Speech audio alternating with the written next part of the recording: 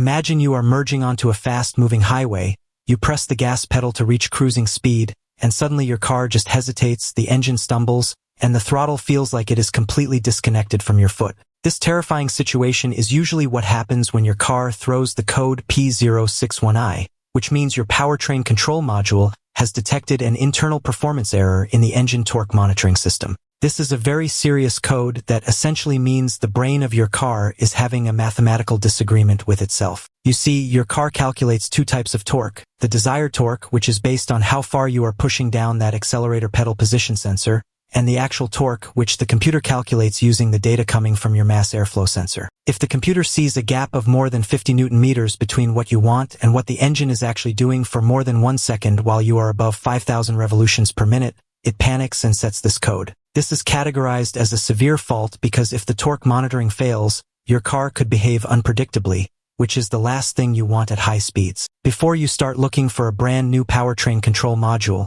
which can be incredibly expensive and requires specialized reprogramming equipment that usually only the dealership has, you need to check the simple things that could be confusing the sensors. A dirty or clogged air filter can restrict the air enough to throw off the mass airflow readings, and even a tiny bit of debris or oil on the hot wire of that mass airflow sensor can send garbled data to the computer. Also, do not forget to check the throttle valve control servo and its wiring because a short circuit there can prevent the throttle from opening as requested. If you find other codes for your mass airflow or throttle position sensors, you absolutely must fix those first because they are likely the root cause. This is a tough one to diagnose even for the pros, so start by checking for any technical service bulletins for your specific Dodge, Ram, or Ford, because sometimes a simple software reflash is all it takes to stop the computer from overreacting to these sensor discrepancies and get your acceleration feeling smooth and responsive again.